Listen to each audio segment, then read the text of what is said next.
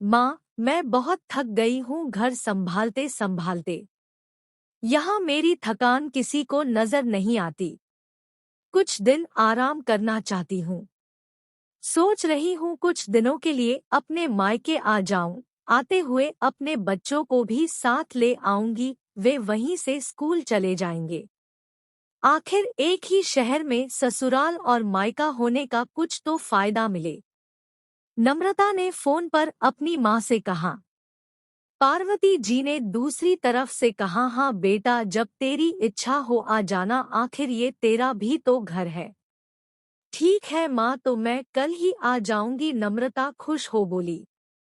हाँ बेटा, कल आ जाओ, मैं तुम्हारा इंतजार करूंगी। अभी मैं फोन रखती हूँ, मुझे मंदिर भी जाना है। कमला जी ने फोन रख दिया और सीधे किचन में गई।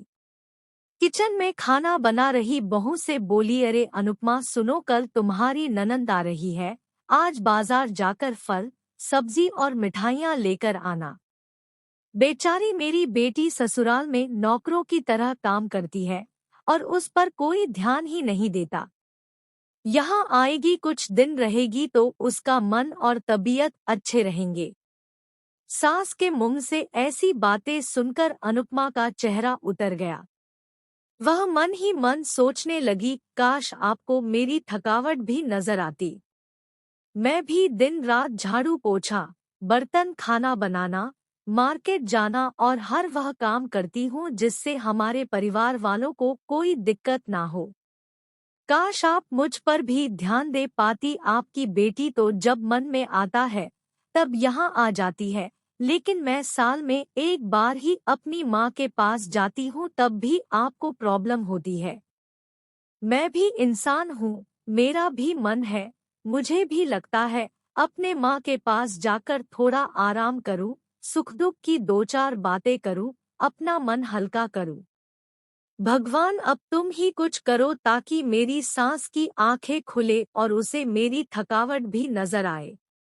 शाम तक भगवान ने जैसे अनुपमा की सुन ली और उसकी ननंद का फोन आया। ननंद ने अपनी माँ से कहा कि उसकी सास ने उसे मायके आने के लिए मना कर दिया है, इसलिए इस बार वो नहीं आ सकती।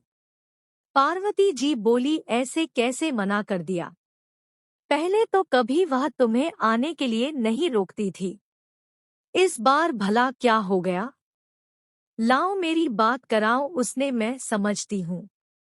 नम्रता ने फोन अपनी सास के पास दिया। पार्वती जी ने कहा, नमस्कार समधन जी, आपसे कुछ कहना था। समधन जी ने कहा, कहिए। दरअसल नम्रता कल त्योहार है, इसलिए अपने मायके आना चाहती है। अगर आप उसे भेज दे तो अच्छा रहेगा।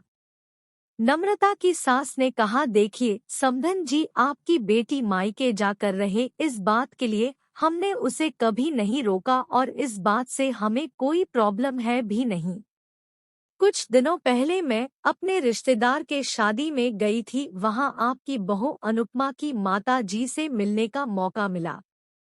उनसे गपशप करने के दौरान उनकी बातों से पता चला कि अनुपमा को साल में एक ही बार अपने मायके जाने को मिलता है और वह भी बहुत कम समय के लिए। मुझे लगता है आपको पहले अनुपमा को उसके मायके भेज देना चाहिए और वह जब मायके होकर आ जाएगी तो मैं नम्रता को आपके पास भेज दूंगी। एक बहुत जरूरी बात जो मुझे लगता है आपको समझ लेनी चाहिए कि आपको अपनी बहू को भी बेटी की तरह या बेटी से भी ज्यादा प्यार देना चाहिए। उसे भी मायके जाने की इच्छा होती होगी। हो सकता है नम्रता के वहां आने से उसकी आवभगत करने के लिए आप उसे उसके मायके नहीं भेजती होंगी, या फिर वह आपसे कुछ कहने से अभी डरती हो। अगर आप उसको घर में ही कैद रखेगी तो एक दिन ऐसा आएगा जब वह आपके खिलाफ बोलने लगेगी। फिर वह आपकी सुनेगी भी नहीं और जब चाहे तब अपने मायके जाएगी। ऐसी परिस्थिति आए, इससे अच्छा है कि आप ही कुछ बदलाव अमल में ले आए जिससे आपका रिश्ता और रिश्ते की मिठास खराब ना हो। पार्वती को अपने समधन के हर एक शब्द में सच्चाई नजर आई। उन्हें महसूस हुआ कि उन्होंने अपनी बेटी के प्यार में अंधे होकर कभी भी अपनी बहू के मन का विचार नहीं किया। उन्होंने हमेशा ही अपनी बेटी को अपने बहू से ऊपर रखा। दूसरी तरफ नम्रता भी अपनी भाभी के बारे में हो रही इस बातचीत को सुन रही थी। उसने भी रियलाइज किया कि वह कभी भी अपनी भाभी के साथ ठीक से बात नहीं करती और जब जब वह अपने मायके जाती है तो भाभी थोड़ी उदास रहती है। पार्वती जी ने अपनी बहू को बुलाया और उसे कहा कि अनुपमा कुछ दिनों के लिए नम्रता नहीं आने वाली है, इसलिए पहले तुम अपने मायके होकर आओ। यह सुनते ही अनुपमा का चेहरा खिल गया, क्योंकि यह पहली बार था जब उसकी सास ने सामने से उसे अपने मायके जाने के लिए कहा था। अगले दिन अनुपमा अपने मायके गई और इस बार एक दो दिन नहीं पूरे हफ्ते भर रह कर आई। अपने माँ बाप से अपने रिश्तेदारों से मिलकर आई और जब वह लौटकर आई तो उसका चेहरा खिला हुआ था, उसकी आंखें चमक रही थी। अनुपमा के आने के बाद नम्रता भी अपने मायके आई और इस बार वो खुद सामने से अपनी भाभी से खुशी खुशी मिली और अच्छे से बात की। नम्रता ने अपनी माँ से बात करके उन्हें भी अच्छे से समझने में मदद की कि वह कहीं ना कहीं अनुपमा के साथ गलत व्यवहार कर रहे थे। दूसरी तरफ अनुपमा अपने ससुराल वालों के बदले रवैया से बहुत खुश थी। अब वह खुशी खुशी सबका ध्यान रखती और हर काम प्यार से करती। वह ध्यान रखती कि कोई भी ऐसी बात या काम ना करे जिससे घर में तनाव का माहौल पैदा हो। पार्वती जी अपनी बहू को खुद ही समय समय पर मायके भेज दिया करती।